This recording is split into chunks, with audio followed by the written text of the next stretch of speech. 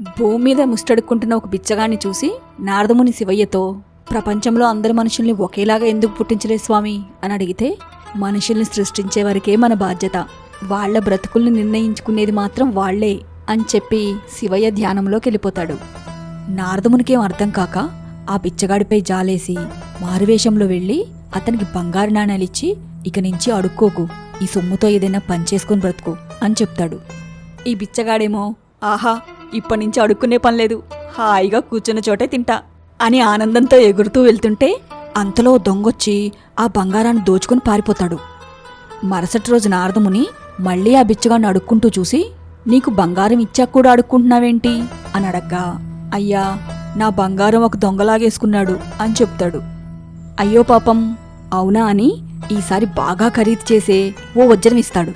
ఆ వజ్రాన్ని తీసుకెళ్లి ఇంట్లో ఉట్టికి వేలాడుతున్న ఒక కుండలో దాచి, రేపొద్దున్న నిద్రలేచి దీన్నమ్మి జల్సా చేస్తా అని పడుకుంటాడు.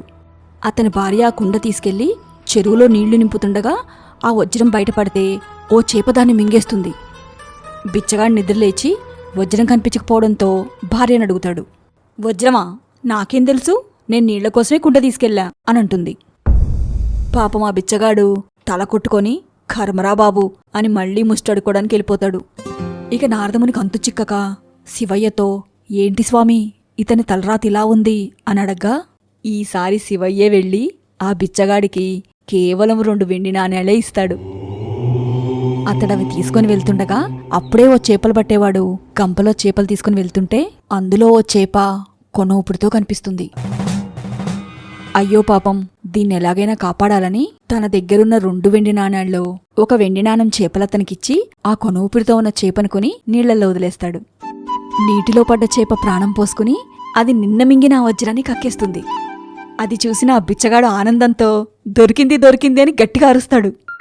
అప్పుడే అటుగా వెళ్తున్న ఆ దొంగ తన దోచుకున్న బంగారం గురించి అనుకుని, గట్టిగా అరవకయ్యా, ఊరోళ్ళకి తెలిస్తే నన్ను కొట్టి చంపుతారు, కావాలంటే నీ బంగారు నాణాలు నువ్వే తీసుకో అని ఆ బంగారు నాణాలు అతనికిచ్చి పారిపోతాడు.